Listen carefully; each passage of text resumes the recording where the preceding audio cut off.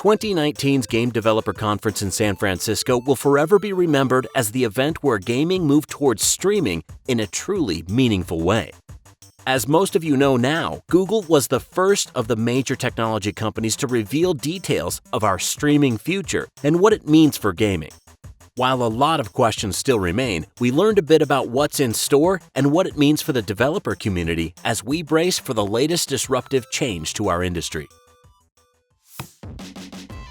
We are Ask Gamedev, and this is what Google Stadia and game streaming means for indie developers. Welcome back. We make videos on how to elevate your games and inspire others. If you want to continue the game development conversation after this video, check out the video description for a link to the Ask Gamedev Discord server. Going into GDC 2019, we had a lot of rumors circulating about the coming of streaming. We had undergone a similar transformational change when the industry moved from cartridges and discs to digital downloads, and it seemed inevitable that the success of services like Netflix would eventually move the streaming business model over to gaming. Google, Microsoft, and Amazon were all rumored to be working on streaming platform technology, and the expectation was that they were all going to start fighting for supremacy before 2020. Google first started releasing details in late 2018 with an initial demo of Ubisoft's Assassin's Creed Odyssey in stunning 1080p and 60 frames per second streamed right to a browser.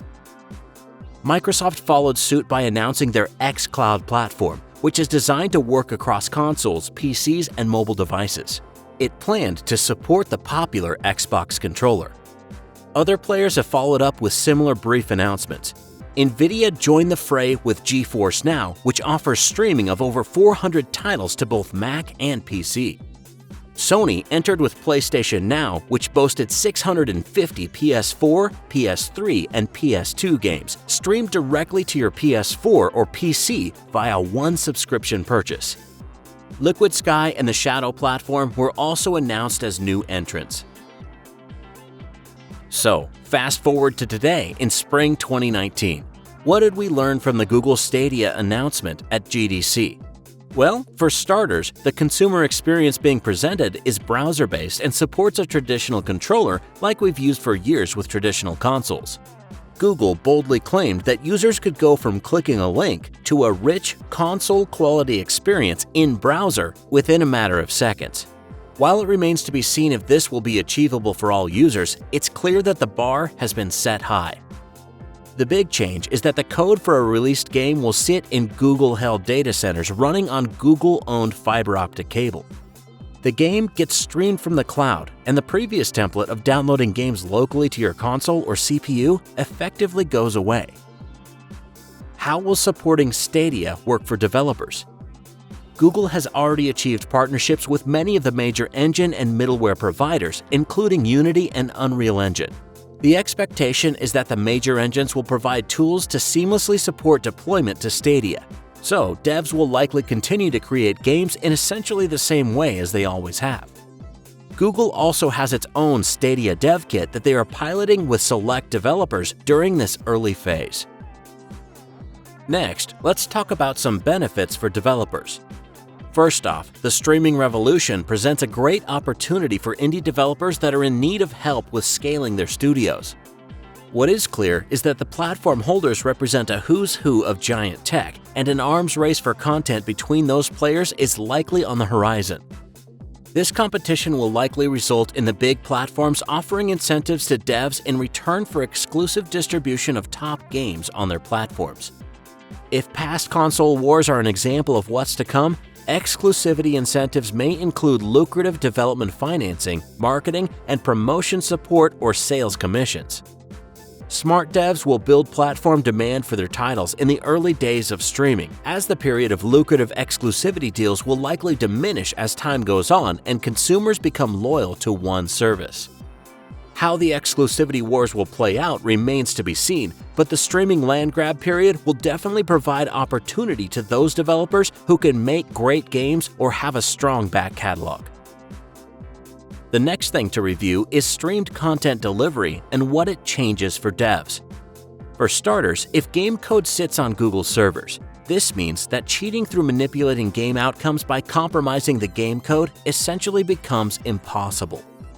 This potentially represents a huge win for developers, and especially those in jurisdictions where pirating software is a problem.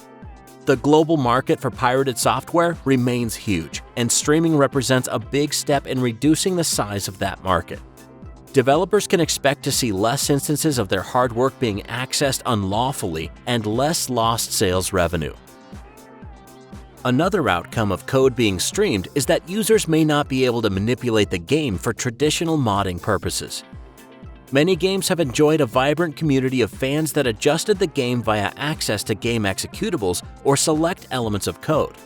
Many devs tried to support modders with tools and marketplace features to promote the generation of new content, with some games integrating popular mods into the core build. It's still unclear how modding will move forward in a streaming future.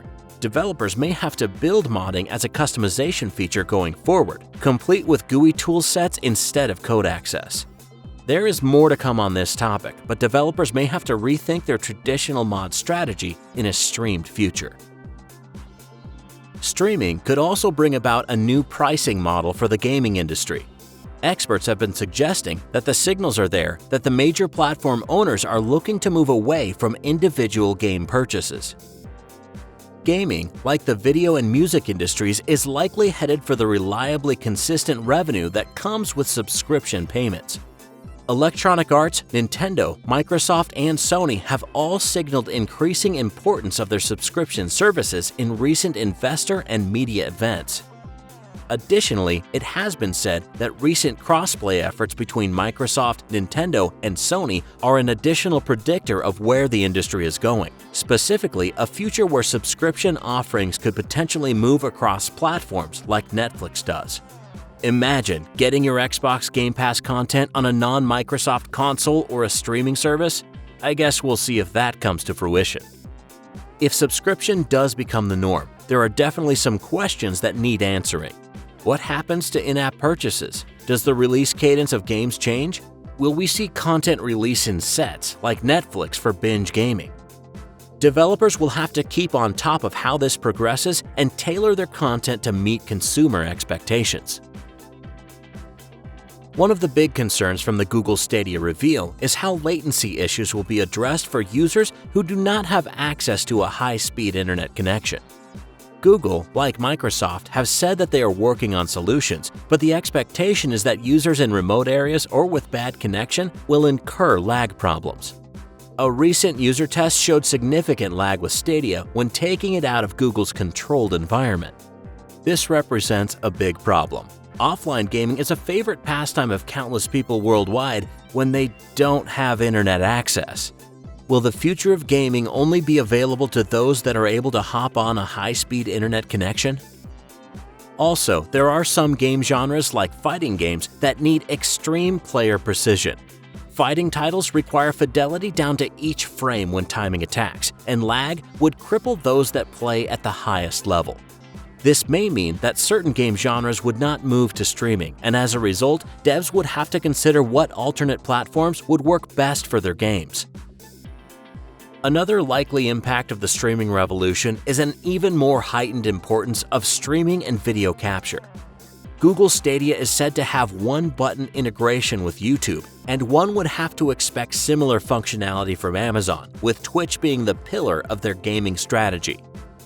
Streamers already represent arguably the most important influencer community within gaming, and the Stadia announcement further encourages developers to provide more in-game tools and incentives to video creators.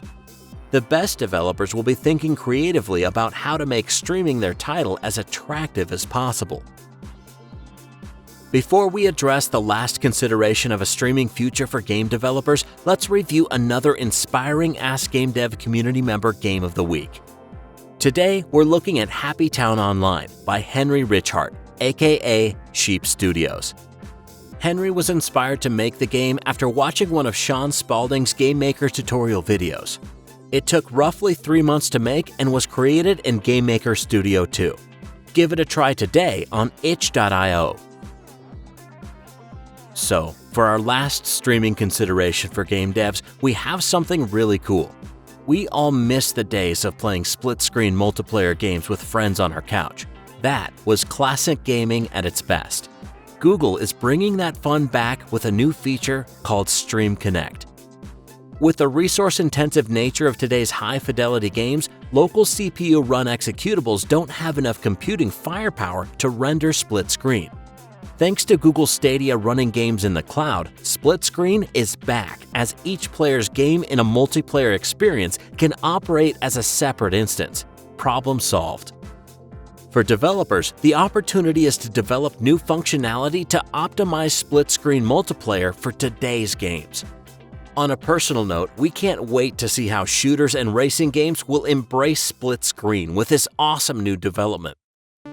Thanks for watching. For more Ask Gamedev, check out this video on what the Epic Game Store means for indie developers, or this video series on how to create games for Nintendo Switch and the Xbox.